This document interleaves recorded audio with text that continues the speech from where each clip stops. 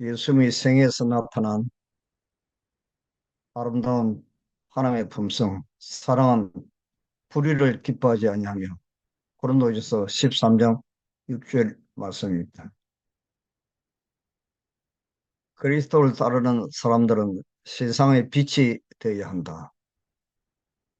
그러나 하나님께서는 그들에게 빛을 비추기 위한 노력을 하라고 명령하지 않으신다. 그분께서는 그들의 심령이 하늘나라의 원칙들로 스며들게 되기를 원하신다. 그렇게 되면 그들은 세상과 접촉할 때 그들 속에 있는 빛을 드러내게 될 것이다. 예. 하늘나라의 원칙들. 그리스도인들은 행복감을 너무 높이 평가하거나 의존하지 말아야 할 것을 나는 보았다. 이러한 감정들은 언제나 올바른 인도자가 되지는 않는다.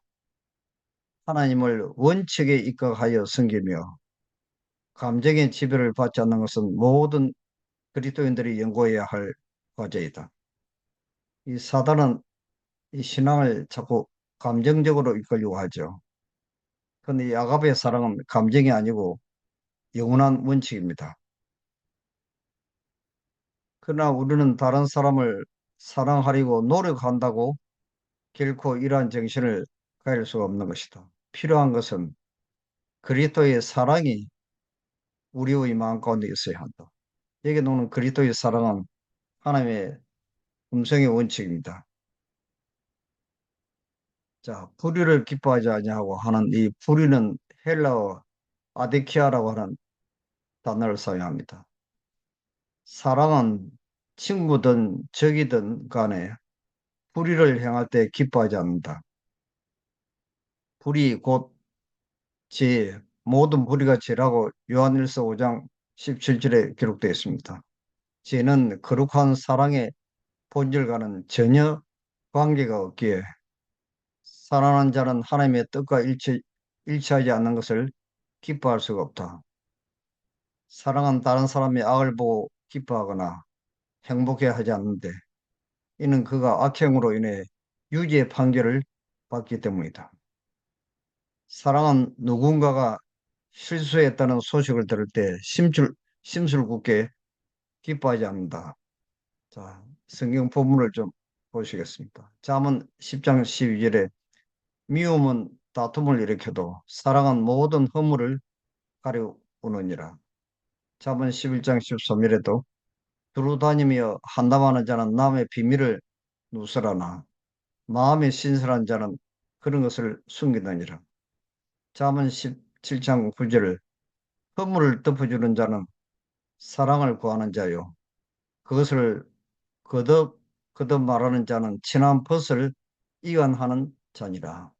베드로전서 4장 8절에도 무엇보아도 열심으로 서로 사랑할지니 사랑은 허다한 죄를 덮느니라. 이 사랑의 원칙은 허다한 죄를 덮는 것입니다. 죄를 덮어주는 것이죠. 성화되지 못한 마음은 원수가 죄를 범할 때 혹은 반대자가 자기 명예에 먹칠을 하는 실수를 저지를 때 기뻐하지만 사랑은 그렇지 않다. 사랑은 정반대의 길을 취하여 심지어 원수가 어려움에 처하더라도 도와주려고 한다. 진리로 성화되지 못한 자들만이 다른 사람의 악행에서 기쁨을 발견한다. 자, 잠언 24장 17절에 보시면 네 원수가 넘어질 때 즐거워하지 말며 그가 엎드려질 때 마음에 기뻐하지 말라. 잠언 25장 21절에도 네 원수가 배고파 하거든 식물을 먹이고 목말라 하거든 물을 마시오라. 마태복음 5장 44절 나는 너희에게 이르노니 너희 원수를 사랑하며 너희를 비판하는 자를 위하여 기도하라. 로마서 12장 20절에도 네 원수가 줄이거든 먹이고 목마르거든 마시오라. 그리함으로 네가 숯불을 그 머리에 쌓아 놓으리라. 예수님께서 누가복음 23장 34절에 이에 예수께서 가라사대 아버지여 저희를 사하여 주옵소서. 자기의 하는 것을 알지 못합니다. 자기를 십자가에 못 박고 조롱하고 저주하는 원수들을 향해서 아버지여 저희를 용서해 달라고 기도를 드립니다. 그분께서는 비록 요람에서부터 무덤에 이르기까지 중상과 핍박을 쌓일 정도로 많이 받으셨지만 그때마다 용서와 사랑만을 나타내셨다. 이사야 선지자를 통하여 그분은 이렇게 말씀하신다. 나를 때리는 자들에게 내 등을 맡기며 나의 수염을 뽑는 자들에게 나의 뺨을 맡기며 수욕과 침뱉 틈을 피하려고 내 얼굴을 가려오지 아니하였느니라. 그분을 그처럼 난폭하게 다루는 군사들에게 그분은 아무런 저주도 하지 않으셨다. 저들의 목적이 이루어진 것을 만족히 여기는 제사장들과 관원들에게 아무런 복수도 구하지 않으셨다. 그가 곤욕을 당하여 괴로울 때에도 그 입을 열지 아니하였으며 마치 도수장으로 끌려가는 어린 양과 털 깎는 자 앞에 잠잠한 양같이 그 입을 열지 아니하였도다. 당신을 죽게 한 자들을 위한 기도와 죽어가는 도덕에 전한 소망의 기별은 갈보리의 십자가를 통해 각 시대로 전달되고 있다. 비록 베드로는 주임을 부인했지만 그에 대한 예수님의 사랑은 결코 흔들리지 않았다. 자신의 연약함과 실수를 기억하면서 베드로는 그리스도께서 자기를 대하신 것처럼 자기의 양떼를 대야만 하였다. 예수님께서 부활하신 후에 갈릴리 바다에서 베드로를 다시 만난 자리에서 네가 나를 사랑하느냐 세 번씩이나 반복을 하였습니다. 이것이 바로 이 사랑의 원칙, 불의를 기뻐하지 아니하며 자기 양떼들을 대할 때, 목회를 할 때 연약하고 실수 많고 결점 많은 그 양떼들을 사랑으로 용서하고 덮어주라는 것입니다. 그리스도께서는 방금 사마리아인에게 거절을 당하셨지만 사마리아인에게 대한 당신의 사랑은 변함이 없었다. 나중에 예수님께서 하늘로 승천하신 후에 70인들이 그 사마리아 땅에 가서 전도했을 때 수많은 사람들이 예수님의 그 사랑에 이끌려서 수많은 사람들이 회개를 했습니다. 사마리아인들은 저희가 예수를 무리하게 대하였음에도 불구하고 예수께서 오직 저희에 대한 사랑만 생각하심을 보고 마음이 예수께 걸렸다. 성전에서 예수님의 말씀과 행하심을 목격한 많은 사람들이 그때부터 저희 마음에 그분을 하나님의 선지자로 모시게 되었다. 그러나 민중의 감정이 그분 쪽으로 선회하자 예수에 대한 제사장들의 정오심은 더욱 증가하였다. 예수께서 그분의 발 앞에 설치된 덫을 벗어나신 지혜는 그분의 신성에 대한 한 새로운 증거가 되었으며 그들의 분노의 불길을 부채질 하였다. 라피들과의 논쟁에 있어 그분의 적들에게 창피를 주는 것이 그리스도의 목적하신 바는 아니었다. 그리스도께서는 그들이 공경에 빠진 것을 보고 즐거워하지 않으셨다. 그렇습니다. 이와 같이 동정심이 많으신 구주께서는 극도의 고통과 슬픔 중에서도 자기를 십자가에 못 박도록 내어준 로마 총독의 행동을 가능한 변호하셨다. 자기를 십자가에 못 박게 넘겨준 이 비겁한 그 빌라도를 그의 입장에서 이해하고 용서하고 가능한 변호하시다고 기록되어 있습니다. 자, 여기 출애굽기 32장 31절 32절에 보시면 모세의 또 아름다운 품성이 기록되어 있습니다. 여호와께로서 다시 나아가 여짜오되 슬프도소이다. 이 백성이 자기들을 위하여 금신을 만들어 싸우니 큰 죄를 범하였나이다. 그러나 합의하시면 이제 그들의 죄를 사하시옵소서. 그렇지 않사오면 원컨대 주의 기록하신 책에서 내 이름을 지어 버려 주옵소서. 하나님께 계속 반역하고 또 우상 숭배에 빠지고 그렇게도 하나님의 참 자비와 사랑과 용서를 수없이 해 주신데도 불구하고 계속 반역하는 이스라엘 백성들을 향해서 하나님께서 그들을 멸망시키려고 했을 때 모세가 드린 기도입니다. 저들을 죽이실진데 내까지 죽여달라는 것입니다. 이 모세의 아름다운 품성이 기록되어 있죠. 창세기 45장 3절에도 가로되 나는 당신들의 아우 요셉이니 당신들이 애굽의 판자라. 당신들이 나를 이곳에 팔았으므로 근심하지 마옵소. 한탄하지 마옵소. 하나님의 생명을 구원하시려고 나를 당신들 앞서 보내셨나이다. 자기를 죽이려고 그렇게도 미워하고 살인자인 정오심으로 구덩이에 집어넣고 이스마엘 대상에게 노예로 팔아먹은 그 원수 같은 형제들이 자기 앞에 나타났을 때 한 요셉의 참 아름다운 품성이죠. 이것은 완전히 참 예수님과 같은 품성으로 변화되지 않으면 이런 말을 할 수가 없습니다.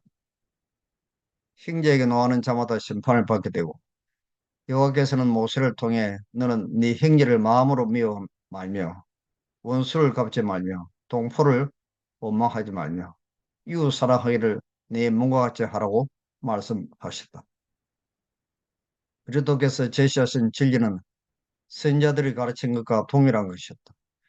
구주의 말씀은 청중들에게 다른 사람을 범죄자로 정죄하는 동안에는 그들 자신도 똑같은 죄인이 된다는 사실을 보여주었다. 왜냐하면 그들 역시 악의와 정오를 품고 있기 때문이다. 그래서 우리는 절대로 행제를 비판하거나 판단해서는 안 된다는 것입니다. 다른 사람들과 똑같은 죄를 범하는 것이란 것이죠. 정오와 복수의 정신은 원래 사단에게서 나왔으며 그는 이것 때문에 하나님의 아들을 죽이게 되었다. 적이나 뭘 인정한 마음을 품는 자는 누구나 동일한 정신을 품게 되며 그 결과로 죽음에 이르게 될 것이다. 씨앗 속에 식물이 들어있는 것 같이 복수의 생각 속에 악한 행동이 들어있다. 그 행위를 미워하는 자마다 살인하는 자니 살인하는 자마다 그 영생이 그 속에 거하지 아니하는 것을 너희가 아는 바라. 요한일서 3장 15절에 있는 말씀입니다. 행위를 대하여 나가라 하는 자는 공회에 잡히게 되고 우리의 구속을 위하여 당신의 아들을 선물로 주심으로 하나님께서는 각 사람의 영혼을 얼마나 높이 평가하는지 보여주셨다. 그분께서는 사람에게 서로 경멸하는 말을 마음대로 할 수 있는 자유를 주지 않으신다. 우리는 주위에 있는 사람들에게서 결정과 약점을 본다. 그러나 하나님께서는 모든 사람을 창조를 통한 소유와 그리스도의 보배로운 피의 지불을 통한 소유, 곧 당신의 이중적 소유로 주장하신다. 그분의 형상대로 지음을 받은 모든 사람, 심지어 가장 타락한 사람들까지도 존경과 친절로서 대해야 한다. 하나님께서는 그리스도께서 위하여 목숨을 버리신 한 영혼을 모독하여 한 한마디의 말에 대해서도 우리에게 책임을 지으실 것이다. 남의 하인을 판단하는 너는 누구뇨? 그 섰는 것이나 넘어지는 것이 제 주인에게 있으며 그분의 모본은 우리를 위한 것이다. 우리는 그리스도의 원수와 싸울 때 보복의 정신을 가지고 말을 하거나 욕하고 피난하는 은사를 사용해서는 안 된다. 하나님의 대변자로서 서는 자는 하늘의 주권자께서 사단과 싸우실 때 사용하지 않으시는 말을 쓰지 말아야 한다. 우리는 판단하고 비난하는 일을 하나님께 맡겨야 한다. 그래서 우리는 절대로 다른 사람들의 행위들에 심판하는 이 자리에 서지 말라는 것입니다. 이 모든 것은 하나님께서 하실 일이라는 것이죠. 그리스도 자신도 모세의 시체에 관하여 사단과 싸우실 때 감히 해방하는 판결을 쓰지 못하고 유다서 굴절이 있습니다. 만일 그렇게 하였을 것 같으면 사단의 뜻을 반영하는 것이 되었을 것이다. 왜냐하면 피방하는 것은 악한 자의 무기이기 때문이다. 성경에서 사단은 형제를 참수하던 자로 불리워진다. 예수님은 사단의 무기를 하나도 이용하려고 하지 않으셨다. 그분은 주께서 너를 우주제시리라는 말씀으로 그를 대항하셨다. 사단은 모든 점에서 그리스도를 공격했지만 그분은 생각으로나 말로나 행동으로도 범죄하지 않으셨다. 그런 광범도 그 입에 괴사도 없으셨다. 죄의 한복판을 행하면서도 그는 거룩하고 순진하고 더러움이 없으셨다. 그는 나쁜 사람이라는 고소를 당하였지만 자신을 정당화시키려고 입을 열지 않으셨다. 얼마나 오늘날 얼마나 많은 사람들이 무지한 일로 고소를 당할 때 참는 것도 한도가 있다고 생각하고 화를 내고 성령을 슬피게 하는 말을 하고 있는 것. 우리 교인들도 서로 그 재판하고 막 고발하고 하는 그런 일도 있죠. 자, 여기 그리스도 우리의 의라는 말을 우리가 자주 듣습니다. 이 그리스도 우리의 의는 죄인에 대한 용서인 것을 알 수 있습니다. 이 여인을 용서하시고 고상한 생활을 하도록 격려하신 이 일 가운데서 예수의 성품은 완전한 의의 아름다움으로 빛났다. 이것이 그리스도 우리의 의입니다. 예수께서는 죄를 가볍게 하시거나 죄책감을 경감시키지 않으시는 동시에 정죄하려고 정죄하려 하지 않으시고 구원하려고 노력하신다. 바로 이것입니다. 세상은 이 객길로 나아간 여인에게 멸시와 조롱밖에는 주지 않았지만 예수께서는 위안과 희망의 말씀을 하셨다. 이 여인을 죄짓게 한 이 바리새인 이 시몬에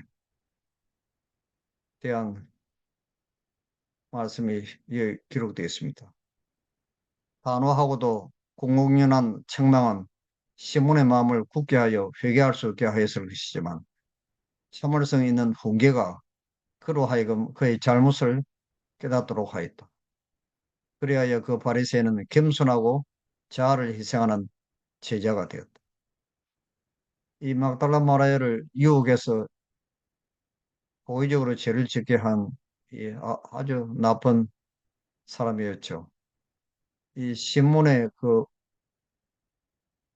얼마나 교활하고 이 여인보다 더 많은 죄를 지은 이 신문의 죄악들을 모든 사람들이 보는 앞에서 공중 앞에서 공개적으로 그 죄를 폭로시킬 수 있었지만 또 예수님께서는 그렇게 하지 아니하시고 비유를 통해서 자기만 깨닫도록 하나님의 사랑으로 그에게 금연을 했습니다. 그때 이 시몬은 너무 많은 감동을 받았죠. 자기가 너무나 나쁜 사람인데도 불구하고 예수님께서는 자기 잘못을 덮어주고 공중 앞에서 참 그를 위장시키려고 하지 않으시는 그 예수님의 사랑에 감동을 받은 것입니다.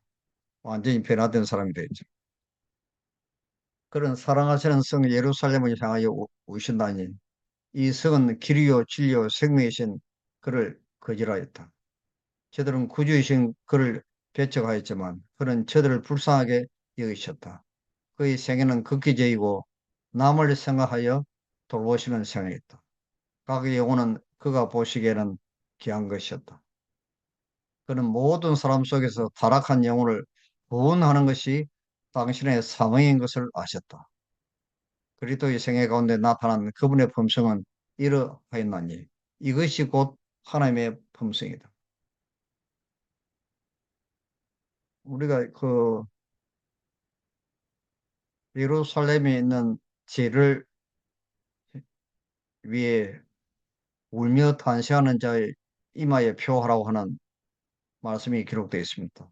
거기에 나오는 울며 애통하는 자의 이마에 표하라는 것은 예수님과 같은 죄인을 향한 범죄하는 죄인들을 향한 동정심과 그들을 불쌍히 여기는 마음으로 예수님께서 마치 예루살렘을 향해서 오신 것처럼 그 하나님의 품성이 그렇게 나타난 사람에게 하나님의 인을 치르는 그 말씀이죠. 우리의 사업을 옳게 평가하지 않거나 우리의 이상에 반대되게 행동하는 사람들을 해치고 멸하려는 성경보다 더 우리가 사단의 정신을 소유하고 있다는 결정적인 증거는 있을 수가 없다. 육체와 심령과 정신을 지닌 각 사람은 다 하나님의 소유이다. 그래도 그에서는 만민을 구속하기 위하여 죽으셨다. 종교적 편협심으로 말미암아 그 주께서 보혈로 사신 자들에게 고통을 주는 것보다 하나님께 더 불쾌한 일은 없다. 옛날에 우리 교회 어떤 장로님이 여호와 증인 여자의 집에 전도로 오니까 사단아 물러가라 하고 막 선수를 치면서 이제 쫓아다는 말을 들었습니다. 그것이 하나님의 뜻이 아니죠. 우리들은 우리의 감정이 쉽게 상하도록 허락해서는 안 된다. 우리들은 우리의 감정이나 명성을 보호하기 위해서가 아니라 영혼을 구원하기 위해서 살아야 한다. 우리들이 영혼을 구원하는 일에 관심을 가지게 될 때 우리들은 다른 사람과의 교제에 있어 그렇게도 자주 일어나는 사소한 의견 차이에 신경을 쓰는 것을 거치게 된다. 우리가 이 교리 문제에 있어 내하고 좀 생각이 다르든지 뜻이 다르든지 그런 문제로 가지고 자꾸 논쟁하는 것은 하나님의 뜻이 아닌 것을 우리가 알 수가 있습니다. 자, 손양원 목사의 감사 편지 9가지 여러분도 잘 아는 이야기입니다. 두 아들의 장례식에서 손 목사님이 한 인사말입니다. 제가 이 시간에 무슨 답서를 하고 무슨 인사를 하겠습니까? 많은 그래도 하나님 앞에 감사하는 마음이 있어 말씀드립니다. 여수 예왕 예양원에 가면 손 목사님의 유품이 전시되어 있는데 그 가운데 눈길을 끄는 봉투 하나가 유리함 속에 들어 있습니다. 바로 감사한금 봉투입니다. 두 아들 동인, 동신 두 아들을 공산당 청년 안재성이가 총살로 순교를 시켰죠. 그래서 장례식을 마치고 하나님 앞에 바쳤던 감사헌금 봉투입니다. 그 감사헌금 봉투 금면에는 두 아들의 순교를 감사하며 하고 1만 원 손양은 하고 적혀 있습니다. 1948년 여수 순천 사건의 와중에 순천 사범학교를 다니던 손 목사님의 두 아들 동인과 동신이 순교하게 됩니다.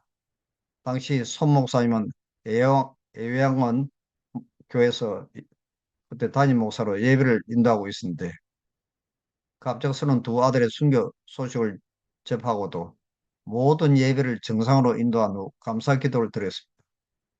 하나님 뜻이 계해서 제 두 아들을 불러가신 것으로 믿고 감사합니다. 하나님 제 두 아들을 죽인 사람 그의 생명을 보존해 주십시오. 제가 전도하겠습니다. 그가 그대로 지옥에 가서는 안 됩니다. 하나님 저에게 그를 사랑할 수 있는 마음을 주옵소서. 자, 여기 손양원 목사님의 감사 편지 9가지가 기록되어 있습니다. 첫째, 나 같은 죄인의 활동에서 순교의 자식들이 나오게 하겠으니 하나님 감사합니다. 둘째, 허다한 많은 성도들 중에 어찌 이런 보배들을 주께서 하필 내게 맡겨주셨는지 그 점 또한 주님 감사합니다. 셋째, 삼남 삼녀 중에서도 가장 아름다운 두 아들 장자와 차자를 바치게 된 나의 축복을 하나님 감사합니다. 넷째, 한 아들의 순교도 귀하다 하거늘 하물며 두 아들의 순교일이요. 하나님 감사합니다. 다섯째, 예수 믿다가 누워 죽는 것도 복이라 하거늘 하물며 전도하다 총살 순교 당하면 이래요. 하나님 감사합니다. 여섯째, 미국 유학 가려고 준비하던 내 아들 미국보다 더 좋은 천국에 갔으니 내 마음이 안심되어 하나님 감사합니다. 일곱째, 나의 사랑하는 두 아들을 총살한 원수를 회개시켜 내 아들 삼고자 하는 사랑의 마음을 주신 하나님 감사합니다. 여덟째, 내 두 아들의 순교로 말미암아 무수한 천국의 아들들이 생길 것이 믿어지니 우리 하나님 감사합니다. 아홉째, 이 같은 역경 중에서도 이상 여덟 가지 진리와 하나님 사랑을 찾는 기쁜 마음, 여유 있는 믿음 주신 우리 주 예수 그리스도께 감사합니다. 이렇듯 가분한 축복을 누리게 되는 것을 감사합니다. 장래 예배는 눈물바다를 이루었습니다. 하지만 소목사님은 슬퍼하기보다 영광일세 영광일세 내가 누릴 영광일세 하고 찬송을 힘차게 불렀습니다. 장례식 후에 감사금 1만 원을 하나님 앞에 올려드렸습니다. 당시 소목사님의 한 달 사례비는 80원이었습니다. 1만 원은 목사님의 전 재산을 하나님께 바친 것입니다. 소목사님은 아들을 죽인 안재선을 양자로 삼아 손재선이라는 새 이름을 주었고 나중에 목회자로 키워내어 사랑의 기적을 이룹니다. 자, 여기에 또 한 감동적인 이야기가 있습니다. 주는 나의 피난처라는 책을 쓴 코리텐범 여사에 대한 이야기입니다. 제2차 대전 당시 네덜란드의 코리텐범 여사 집에 유대인을 숨겨준 죄로 가족들이 모두 독일군에게 체포되어 강제 수용소에 갇혔습니다. 부모님과 언니는 그 가혹한 고문을 이기지 못해서 수용소에서 죽었지만 코리텐범 여사는 9살 이상으로 살아서 고국으로 돌아오게 되었습니다. 그 후 코리테문 여사는 신학교에 가서 공부를 하고 주의 종이 되었습니다. 코리테문 여사가 복음을 전가할 때 성령의 음성이 들려왔습니다. 독일은 진영을 일으킨 민족이기 때문에 지금 큰 상처를 입고 있다. 그들에게 가서 복음을 전가하라. 코리테문 여사는 하나님께서 가라면 어디든지 가겠습니다. 그렇지만 독일에만은 못 갑니다. 하나님 그곳만은 빼주십시오. 독일 사람이 우리 부모님도 죽이고 언니도 죽였습니다. 내가 강제수용소에서 당한 고통은 말로 형용할 수가 없습니다. 그 독일 사람에게 가서 내가 복음을 증거할 수는 없습니다. 그때 하나님께서 말씀하시기를 사랑하는 딸아 내가 나를 저주하고 욕하고 등진 사람들을 위해서 십자가를 진 것을 기억하라. 네가 내 딸이면 독일 사람에게 가서 복음을 전하라. 그 말씀을 듣고 순종하여 고르데문 여사는 독일에 가서 복음을 전했습니다. 그녀는 가는 곳마다 많은 사람들이 눈물을 흘리며 회개하고 주님께 나오는 것을 보고 보람을 느꼈습니다. 그런데 하루는 설교를 마치고 강단에서 내려서자 많은 사람들이 악수를 하기 위해 줄을 섰는데 거르반 외투를 입은 한 남자가 앞으로 다가오는 것을 보고 여사는 심장이 멎고 온몸의 피가 거꾸로 흐르는 것 같았습니다. 왜냐하면 그는 강제 수용소에서 자기에게 무시무시한 고통을 가한 악명 높은 강제 수용소 감독이었기 때문입니다. 그 순간 내 심장은 얼어붙는 것 같았다. 코리 여사는 일기장에 이렇게 기록을 했습니다. 나는 한마디로 하나님 저 인간만은 용서할 수 없습니다. 라고 말했다. 이것이 코리 여사의 마음이었습니다. 그러나 용서와 사랑을 외치고 있던 이 코리 여사의 앞을 향해서 자기에게 결정적인 피해를 입혔던 저주요 싶었던 그가 한 걸음 한 걸음 다가옵니다. 하나님은 계속 이 코리 여사의 마음속에 이렇게 말씀하고 있다고 합니다. 코리야 용서하거라. 못해요. 이렇게 내적인 싸움을 하고 있는 동안에 그 원수 같은 사람은 벌써 코리 여사의 눈앞에까지 왔습니다. 그런데 그 순간 코리 여사의 마음속에 번개같이 스치는 생각이 하나 있었다고 합니다. 그것은 하나님의 음성이었습니다.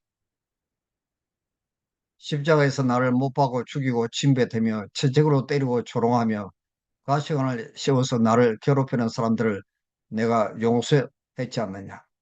너도 용서해 주어라. 나는 네가 저 사람을 용서할 수 있느냐 없느냐를 묻는 것이 아니라 용서하겠느냐 안 하겠느냐를 묻고 있는 것이다. 용서하라는 것은 나의 명령인데 내 명령 앞에 순종하겠느냐 안 하겠느냐, 이것이 바로 사랑의 원칙이죠. 용서가. 코리 여사는 자기 일기장에 이렇게 기록합니다.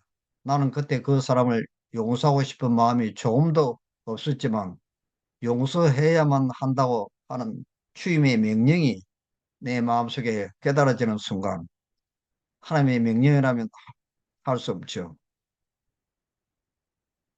할 수 없죠. 그러면 용서해야죠 라고 생각했다. 그래서 나는 용서하고자 하는 마음과 느낌이 없이 다만 하나님의 명령에 순종하기 위해서 손을 내밀었다. 그런데 이상한 일은 내가 하나님의 명령에 순종하여 손을 내밀어 그를 안는 순간 주께서 내 마음속에 그를 진심으로 용서할 수 있는 마음을 부어주셨다는 것이다. 그러면서 코리 여사는 그 일기장의 마지막에 이런 인상 깊은 글을 썼습니다. 명령을 수행할 수 있는 능력은 성령에 의지한 순종을 통해서만 가능하다. 우리는 사랑할 수 없다고 말합니다. 우리는 용서할 수 없다고 말합니다. 그러나 참으로 하나님의 명령에 순종하여 사랑하고 용서하기로 결심하면 주님은 우리에게 사랑할 수 있는 능력과 용서할 수 있는 능력을 성령을 통해서 주신다는 것입니다. 이것이 우리의 의지를 하나님의 뜻에 굴복시키는 것입니다. 이때 결정의 변화가 일어나죠. 우리가 형제를 사랑함으로 사망에서 옮겨 생명으로 들어간 줄을 알거니와 사랑치 아니하는 자는 사망에 거하나니라. 요한일서 3장 14절 살림 맞습니다. 우리 가족 중에 우리 또 이웃 가운데 교회 가운데 참 우리가 미워하는 사람, 정말 원수 같은 사람을 우리 주변에 두신 것은 나를 변화시키기 위한 하나님의 섭리의 사건이고, 내가 변화되는지 과거에 태생하지 많은 모래같이 많은 죄들이 내가 용서받았는지를 확인하는 마지막 시험인 것을 알 수가 있습니다. 내가 구원받았는지 구원받지 못했는지를 확인하는 것이죠. 오늘 예수님이 재림하신다 할지라도 내가 구원받을 준비가 되어 있는지를 이 말씀을 통해서 확인을 할 수 있습니다. 감사합니다. 하늘에 계시는 아버지, 오늘은 예수님의 생에서 나타난 그 아름다운 품성, 사랑은 불의를 기뻐하지 아니하며 정말로 나를 미워하는 원수까지 사랑할 수 있는 그 아름다운 품성을 저희들이 연구했습니다. 저희들의 마음속에도 정말로 원수까지 사랑할 수 있는 마음이 없지만은 하나님께서 명령하시고 이것이 영원한 사랑의 원칙이고 생명의 법칙이기 때문에 우리가 이 말씀에 순종하며 살아가는 그런 하루가 되게 축복하여 주시옵소서. 귀하신 예수님 이름으로 간절히 비옵나이다. 아멘.